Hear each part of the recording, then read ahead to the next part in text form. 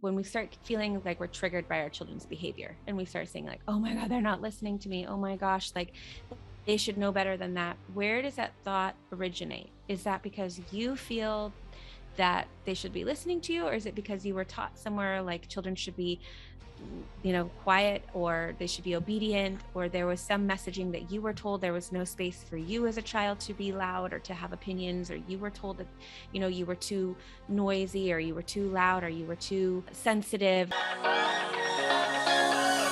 Hey guys, as you're tuning into this episode of Mom Talks with Krista, I'm your host, Krista. And wow, we just had another amazing interview here, and I can't wait for you guys to listen.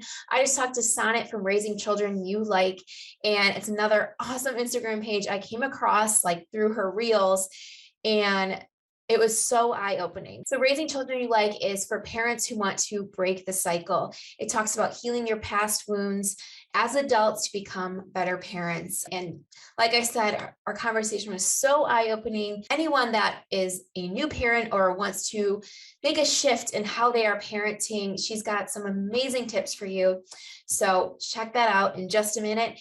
And stick around at the end of the episode because we have our new segment called Mom Tales of the Week, where we ask you guys a question on social media, and they're kind of fun. They're funny, they're interesting. It allows you guys to share a little bit from your week, and it's fun. So we'll hang around for that, and that'll be at the very end. So without further ado, here's my interview with Sonnet from Raising Children You Like. Thank you for having me. Yes, I'm so excited to have you. Can you just tell us a little bit about you, and then we'll kind of go from there? I'm Sonnet. I'm 1/3 of Raising Children You Like. There's Brianna Kappa, who's our licensed marriage family therapist. She's had over a decade of clinical work working with children 0 through 6. And then Veronica is my co-host in our podcast, Not Your Mother's Podcast. And we all partnered together.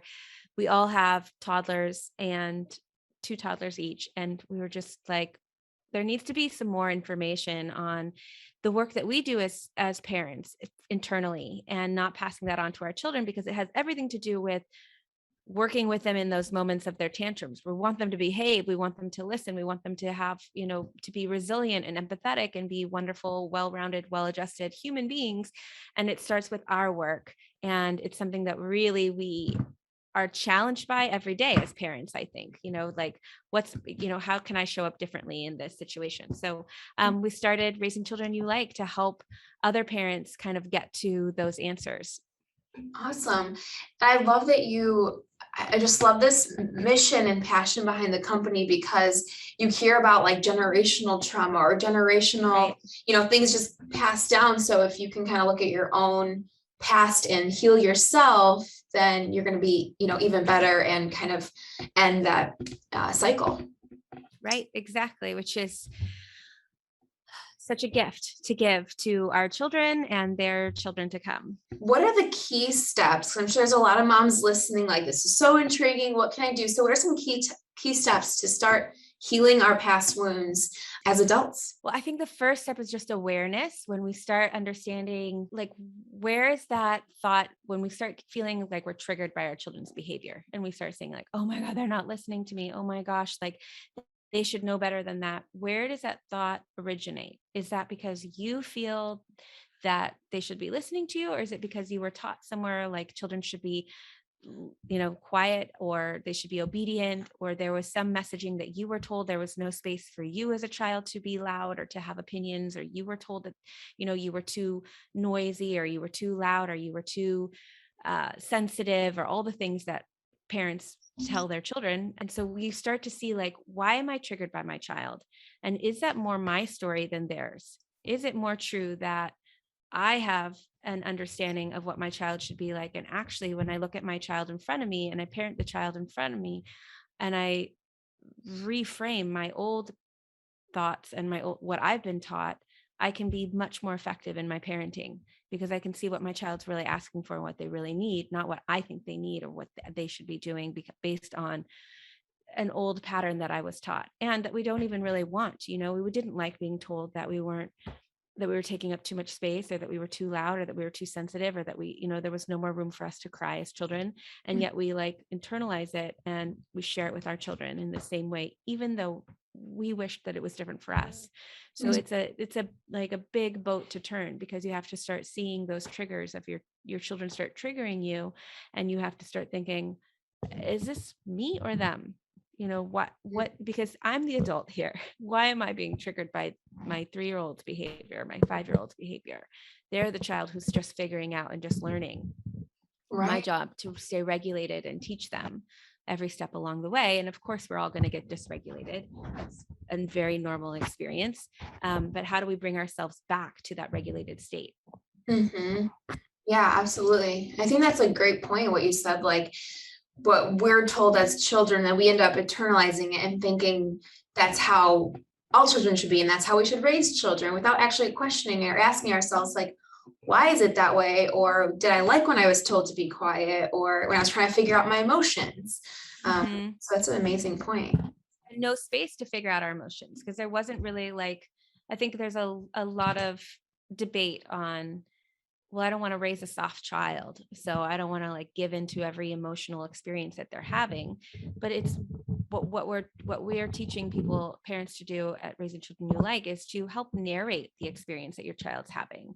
Let them know you're there while they're having their big emotion, not to stop their big emotion. They're allowed to have it, and we want to help shape the behavior that comes from it. Obviously, no hitting and yelling and biting, but the behavior is the unacceptable part, not the emotion. So we allow for all the emotions. Yeah, you can be upset, but you can't hit. Right.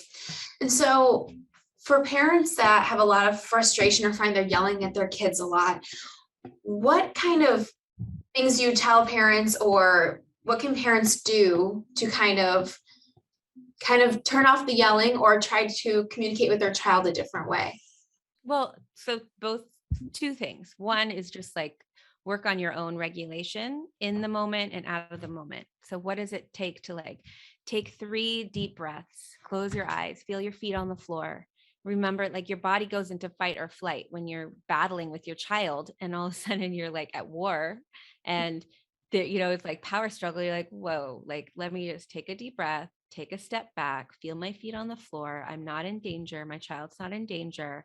We can figure this out. This is just a moment. I have a good child. I'm a good mom. I'm a good parent. We can figure this out together. And so just like taking yourself out of that fight or flight is really crucial for then moving forward with like, how do I speak to my child when it's not going the way that I want, or when we're in that power struggle? How do I get out of the way of the clash?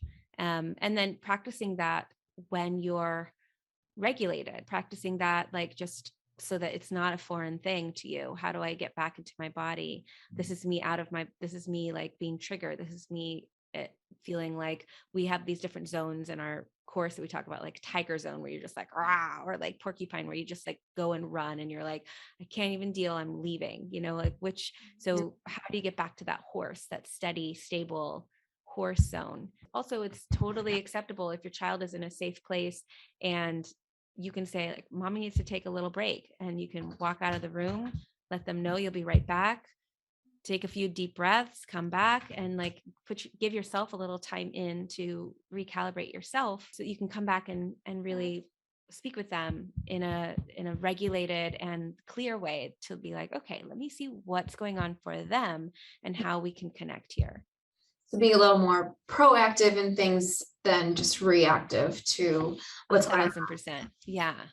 How do you respond? So we talk about the respond method, responding to our children's tantrums or their behavioral outbursts, rather than reacting, rather than just like, you should go to your room, or whatever, that like, Mhm. it's so normal because we just get like pushed, and we all have different buttons that push us, like this Right. morning, my child didn't want to wear anything but her Elsa dress to school, which was dirty. And I was just like, do I let her wear a dirty dress to school, or do we battle for the next 30 minutes? Right. We ended up like wiping the dress down. Like, Right. fine, Like, it's gonna get work. we're going to Yep. figure this out together, because you got to go to school and I need to clean it. So let's compromise. So we sat at the table and we like figured out, okay, maybe we can clean this little paint that you have here. And if we can get it clean, you can wear it. And we did get it clean. Yeah. So we had to have a compromise session there. Right. But I was definitely just like, like just wear it in my mind. Right. Right. No, Just it's wear like, anything else. exactly. And I think it's true. I mean, even like outside or like before parenthood too, it's like you get to those points, you get so frustrated with something. And so being able to understand why you're frustrated before you even hit that point, and then into parenthood too, understanding like, all those feelings, and it's kind of like addressing our own emotions first. I think a lot of times when we go to anger, it's like we don't always understand like why we're angry. I've heard it's like a secondary emotion. Right, right. Yeah. So there's so much underneath that, and it's deep work. It's not, like, yes, in the moment finding that regulation, start becoming aware of your triggers, and then it's like dealing with that. Okay, so now I actually have to like work through the pain that I had as a child, or being told that, not being acknowledged for how I was feeling. So I felt like I was invalid, or feeling that your self-esteem has suffered for all your life, because like it's unpacking so much, and you don't know exactly what you're going to find as you unpack. And even if you had a really great childhood, there can still be stuff in there that just you've picked up along the way, and it doesn't have to be dramatic. But it is deep work that we are lucky enough to do as parents. Yeah, absolutely.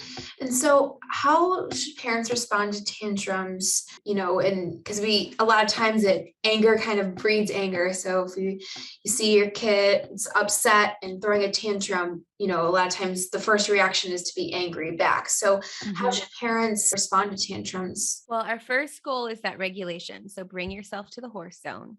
One of the phrases that like helps me so much is, when my child's at their worst, they need me the most. And it just helps you shift, like, they're a child, they're a 3-year-old right here in front of me having a big emotional experience. And it's not comfortable for them. They're scared, they're out of control, their body is not in control, and they need us to help like center them, give them some calm, let them know they're safe, help them figure out what to do next. And so that shift helps us get out of that, like, just listen to me, like I'm so tired of this mode, and like slow down. It's also really hard to slow down when you are working in a really busy life, so you have other children, you have things to do, you have places to go, and just kind of building the fact into your life of like, you're going to have meltdowns, and like have enough time for that. Have enough time to slow down with your child and be like, okay, like, you are allowed to be upset that we turned off the TV. I'm not turning it back on, but I'll sit here while you're upset, and we can come up with another idea of like what we want to do after, or let's go do this. And it's really tough to not get what we want sometimes, isn't it? It is really tough. Mhm. And just like understanding that with them and letting them go through that, but but you're not just like, go to your room till you figure it out, because that's really not giving them the stability that they need to. Our bodies mirror each other. So if we're calm, like you said with the yelling, you just said like, they yell, we yell. But if we're calm, they can start collecting and get gathering from that. So that's just like step one, is just finding your calm. And then some other, like, we have a lot of different tips that we give, but one that is just really helpful is just getting down to eye level and thinking, like talking to them at eye level, slow, low. We tend to over talk. We tend to say too much. So like, how can I talk slowly, talk low, say very little? And then we talk about the 7 different reasons why your child is having a tantrum. And this is really insightful and helpful, that you can go through the ladder of needs. What is the unmet need my child's having right now? And just go through the ladder of needs and go, is it food? Are they tired? Do they need a sense of independence? Do they need connection? Are they asking for like connection from me? Have I been on my phone too long? Are they oversensory? Do they have oversensory, which is often like with TV, or they've been out too long and then they start breaking down or something? Or are they having like an emotional experience that you need to help contain? I think there's one more I'm missing, but you go through the rung, and we give you different ways of like being that soothing that answer. And that's really like the key to these tantrums, of being like, what's like, behavior is just a sign of an unmet need they're having. So what is the unmet need? Because it's not usually about that they need the blue plate or they need to take the toy from their sister. There's something else going on. And so when we can really identify, and it takes a little work, but once you kind of like start going through that ladder of needs, then you might be like, maybe they're hungry. Let's try a snack. That didn't work. Okay, must be something else. And like, Right. it's okay to kind of figure it out, and like, let me try. And we do that naturally as parents, right? We're like, do you want this? How about this? Would this help? Do you want a hug? Like, so this kind of gives you a framework for going through that and identifying what the signs are of being in that sensory overload mode. What does it look like? Like, is your child flailing? Is their body just out of control? Usually that's a sign that they are like overstimulated. There's too much sensory going on for them or too little. And they need some like body input. Okay, awesome. And you talk a lot on your page about emotional intelligence. And so, what is the big differences between emotional immaturity and emotional intelligence? Oh, that's such a good question. Um, well, I think it comes back to what we were just talking about in terms of like being able to see your child for who they are and having that emotional intelligence to see like it's not about that blue plate. There's something else. Like, what happened right before this? What happened yesterday? What happened? Like, have we been out of routine?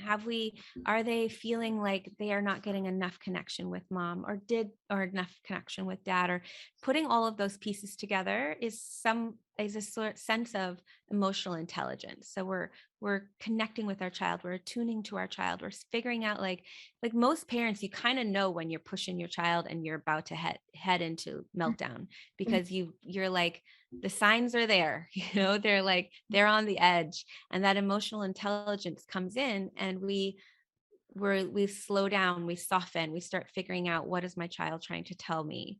And the immaturity is just like, you're going to listen to me no matter what. I'm the parent. You're supposed to be obedient. If you do not, there's no other room for that. Like, that's it. So you're not taking in any consideration of, you're not actually tuning into your emotional intelligence and tuning into your child. And it really isn't helpful or effective. Yes, it's maybe scary. And so they do behave, but you're not teaching them the skills you really want to teach them. You're not giving them that platform or foundation that you really want them to have for a lifetime. So it might be helpful in that moment, but that's really our work of being like, children should be obedient. Right. Yes, we want them to listen. Yes, we want them to behave, but it's a process. They don't just listen and behave overnight. They have to learn, and then they have to push buttons, and they have to push boundaries, and they have to figure all that out. And our job is to create a safe container and to create boundaries that are firm, so that they know, like, yeah, you can try to push, but not that one's not moving. But I love you and you're safe, and it's all like, keep on trying to push. It's not moving though. Like, and we're not taking it personally, because they need to push and we need to hold. Yeah, absolutely. And this kind of ties into what you're talking about, but being like having children being obedient and how we speak to them. But what is the difference? So you kind of talk about controlling children versus empowering children. So Oh what are yeah. some examples of this? And yeah, how can parents that are listening kind of start changing how they speak to their children? I catch myself in this one a lot, because it's, an example we give is like, don't do that. You're going to hurt yourself, and you're going to, like, every child likes to walk on walls, and it's like, so if it's not too high, you let them do it by themselves, or you might hold their hand, but when they climb up and they're on there and you're like, stop doing that. You're going to hurt yourself. You're going to break your head open, and blah, blah, blah. Like, you're just controlling your child. You're not empowering them. So all they hear is like, oh my gosh, I can't trust my body. I can't figure, like, maybe Mm, everything is scary. Like, I need to be so careful. I could break my head open. So there's nothing empowering about that message, but we can check in with our child when they start climbing up. Does your body feel safe? What's your plan? What's your plan for keeping your body safe while you're walking on there? Do you mm, need my help? See how close your foot is to the edge there. You're empowering them with all of this, like, okay, so when I'm by myself, what does my body feel safe? And it could be like, not a physical safety, does my body feel safe in this situation with all my friends? How do I feel right now? You're empowering them to check in with themselves and to trust themselves, to like, yeah, I do feel safe. I don't feel safe. And our children, if you notice, once you start giving them this space, they don't do things that are beyond their limitations. They really stay, like they might push pretty far, but they are pretty. I mean, yes, you need to be there to spot them, because I'm thinking about this one who's sick right here. If you're watching the video, I'm nursing my sick child. She wants to do everything her big sister does, and her body's just not quite ready, So we have to have this conversation a lot. But she isn't doing a jump with 2 feet. She's like trying, but they have their limitations within their body. They have that sense, and you want to encourage that, and not, as I said, just physically, but also emotionally. So when they are teenagers and they are in that group of kids and they're just like, my body doesn't feel safe right now. I don't want to go home with those people. I'm so used to checking in with myself and how I feel that it's just innate within them to trust that sense of knowing and to be like, I'm going to call my parents to pick me up. It's like trusting your intuition, but learning how to work on that, as a kid and kind of grow into that, and learning like what feels good to you and feels safe to you. So is it kind And of like, empowering them to do yeah, that. yeah. And so I'm sure too, it's like at different ages, kind of giving them a little independence to be like, you have the ability to make this decision based on how you feel, versus me saying like, no, you can't do that because of this. Then they can be like, oh, I feel like I might fall here, so I'm gonna, do this. Right. And if it's up to them, like they're not trying to push it, I'm going to do it anyway. And then they get hurt, Right. they're just like, okay, I have to decide, what should I do? It's up to me Yeah. now. Yeah. So for parents that are listening right now, they're like, this is so intriguing. Like maybe they've never heard of this type of parenting. What advice do you have for parents, like kind of wanting to ease their way into it, and then starting to kind of heal their own wounds and just kind of, dive in? Well, I think starting with that ladder of needs is really helpful, because you're going to start seeing the different unmet needs that your child might be having and being able to really put words to it. And then as you do, you're like, oh, okay, so they are having a need for connection. What comes up for you? Are you like, oh God, I've spent all day with them? Or, like, what else do they need from me? Or what's the trigger that's coming up for you in those needs, so that you can start examining, your work, because it might be that you've spent all day with them, but there's maybe something else at play, that they're looking for that connection or that safety, and really diving into that work. So starting with the ladder of needs, I think is just a good framework to start from, because it's simple and it's straightforward and it's extremely effective and helpful for behavior and seeing those results that we so want as parents. I'd like, just give me results, like this other work is great, but like I need my child to listen. Right. So it's really helpful for that. And then we have a workshop you can get just that. If you don't want to get our whole course, we have just a workshop on tantrums, and it's, I think, $40 or something, and you learn all of that. So you can start there. And then if you want to really dive into that internal work that starts coming up as you start learning a new way, we have one around discipline, and we also have one about transforming ourselves and our connection with our parenting partner, and working with siblings, and like the work just never ends, right? So I think for myself, and I probably other people are similar, it's just like you feel like, oh my gosh, I have to get this together so that I can be the best parent I like right now. And it's just a process. Like they're evolving and we're doing it together. And so we repair. Part of that process is like, hey, mommy got really upset. I'm sorry. Like I was frustrated. We don't blame the child, but we just, we own our part of it, and we teach them how to repair. And then they are so willing to be like, yeah, I, like, okay, mommy's going to work on being upset, and I'm going to work, like there's just ways of creating that connection by repairing those moments that we have as parents that are inevitable. Yeah, and I'm sure that shows like healthy, like assessment, like self-assessment of being like, we were talking about earlier, like how do I feel in this situation, or just knowing like, it's a marathon, not a sprint, and just life is a journey. We can kind of constantly do those self-assessments and see how we feel in those moments. Yeah, it's true. I love that. Like, I mean, that's such a good reminder. Just life is a journey. We get so caught up, so desperately wanting what's best for our children and just to be the best for them and all of that. And like, we are the parents that they're supposed to have, and we're all supposed to be on this journey. It is a journey together. Absolutely. Well, awesome. This was such an interesting episode, and I feel like I learned a lot, and I know it's such a unique way of parenting, and I think more people should be aware of it and more aware of, healing our own wounds, before bringing it into parenting, and kind of understanding how we can do that with self-assessment kind of thing. So this was awesome. So I'm so glad you came on and talk about this. Thanks so much. Had someone Thanks on for your flexibility with having my little sick one too. Oh, of course. When they're sick, they just connect. They just need to attach. Right. And so I always end these interviews with a fun thinking question. And so if you could have a billboard made today where you could share one tip with moms everywhere, what would you have it say? Oh, one tip. I think my tip would just be like, you are enough. You are enough. Like, that's just so simple, but it really is just all of it, whether we lost it that day or we were perfect that day, like the next day is going to be completely different. And we just have to have that sense of knowing within ourselves that we're enough, because that's really what we teach our children. Mm-hmm. Yep. Awesome. Love it. And last but not least, where can everyone find you on Instagram, and then like the name of your course and any other things you want to share? Raising Children You Like is our Instagram handle, our website. You can find all of the workshops and our like mega course which is like all the workshops bundled together, all on our link tree in our Instagram or on our website. All right. Awesome. And we're there in DMs. So if you have questions, please just say hi. Come on over and say hi.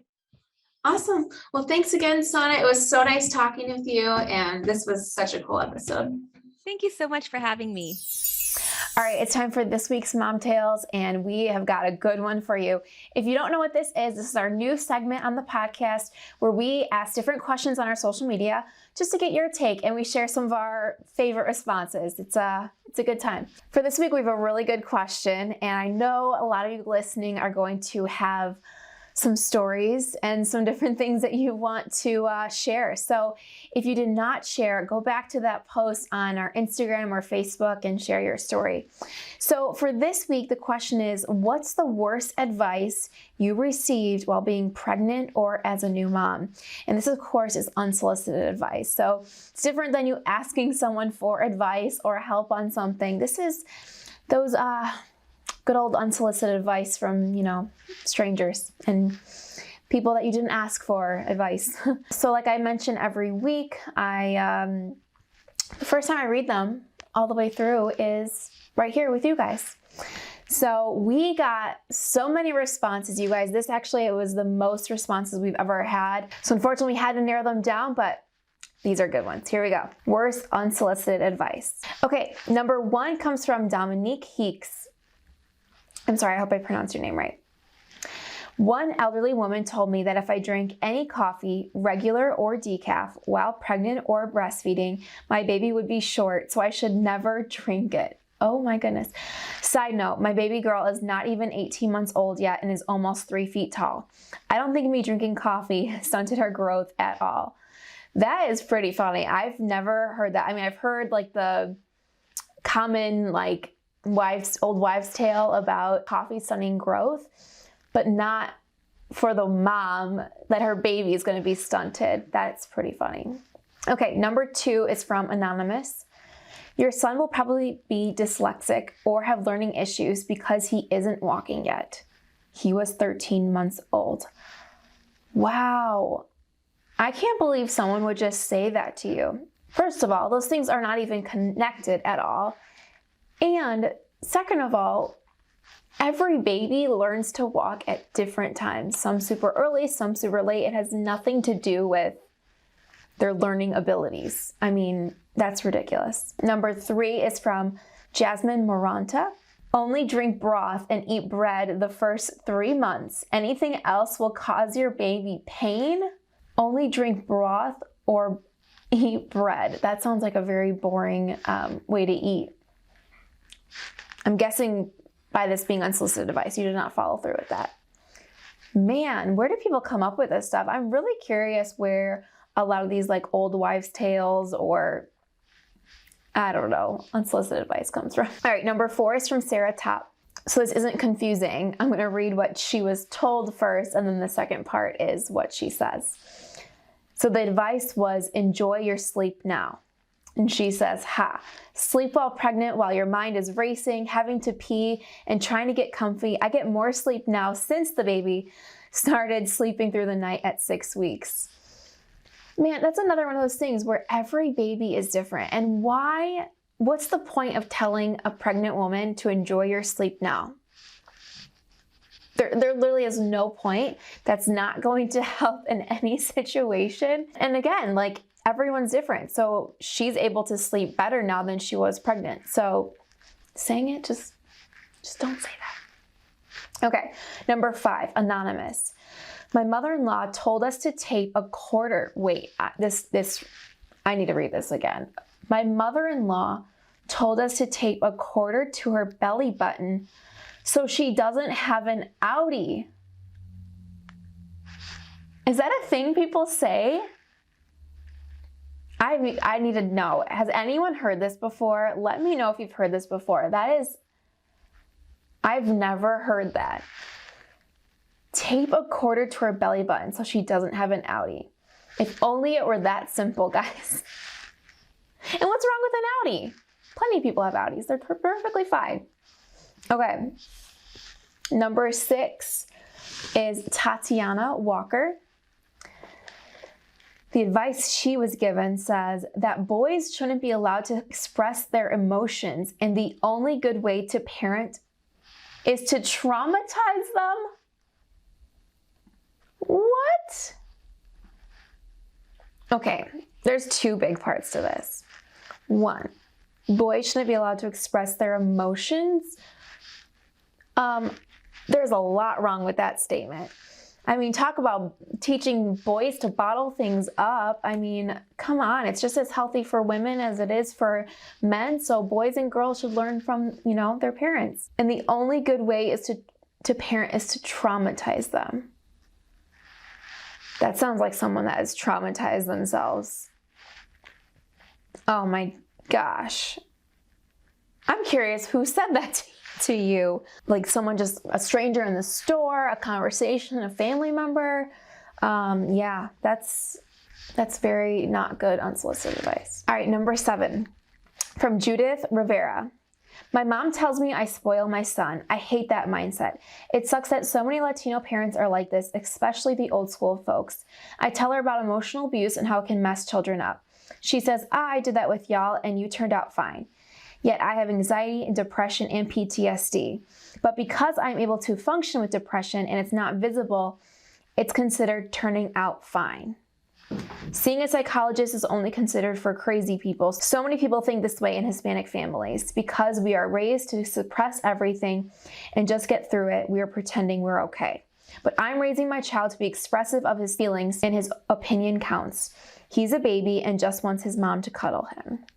Aw, that kind of relates to the last one, it looks like, where you're told boys shouldn't be able to express their feelings and a good parent traumatizes their kids. I mean, hey guys, breaking generational cycles. I mean, that's all you can do. That's all you can do. Sometimes you can't control what the previous generation did, and all you can do is be better and change it for the next generation, which it sounds like you're doing. So that's all you can do. Set up those boundaries and just be the best mom you can be.